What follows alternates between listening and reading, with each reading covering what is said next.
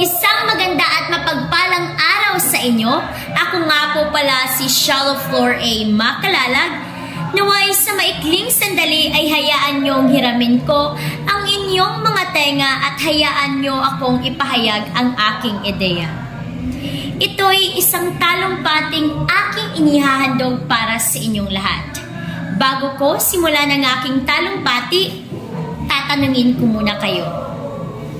Kagaya ko bilang isang kabataan, may kamalayan ba kayo sa mga nangyayari sa ating lipunan? Bakit maraming kababayan ang naghahanap ng makakain sa tambak na basurahan? Paano nga ba natin matutugunan at masusolusyonan? Ang kahirapan ay isang landas na pwedeng tahakin o kaya ay iwasan. Hindi natin maikakaila na sa panahon ngayon ay lalong tumataas ang bilang ng mga naghihirap sa buhay. Ito ay isinisisi sa mataas na presyo ng mga bilihin at kawalan ng tulong na dumarating mula sa pamahalaan.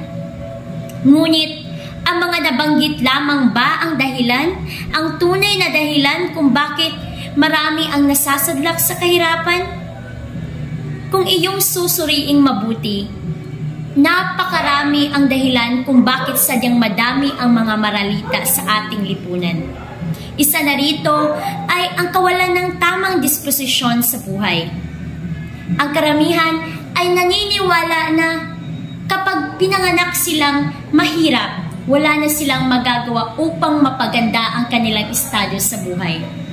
Mali ang ganitong uri ng paniniwala sa buhay. Sa halip na panghinaan ng loob, bakit hindi gawing sandata at inspirasyon ang kahirapan? Hindi man natin makamit ang pinakamataas, pero ang mahalaga ay makaahon tayo ng kahit konti at makaranas ng kaginhawaan sa buhay. Ang pagiging tamad ay isa na ring dahilan kung bakit naganap ang kahirapan. Marami ang naghihintay na lamang ng kanilang swerte sa sugal o kaya ng tulong na darating sa kanila. Ang mabuhay ng maginhawa ay pinaghihirapan at pinagpapaguran. Huwag iasa ang ating pamumuhay sa isang tao o maging sa pamahalaan. Responsibilidad natin na pagyamanin ang ating sariling buhay dahil sa huli, tayo pa rin ang makikinabang dito kasama ang ating mga kaanak. Ang buhay na ating tatahakin ay ating sariling desisyon. Tayo ang gumagawa ng ating sariling tadhana. Tayo ang pumipili ng landas na ating tatahakin. Marami kang paraan na magagawa kung ayaw mo ng kahirapan. At marami ring dahilan kung bakit ka naghihirap.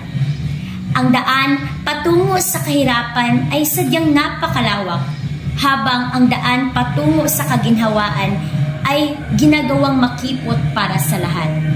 Ang pagpili ng tamang daan ay nasa sa atin.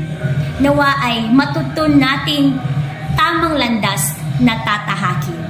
Mahirap maging mahirap.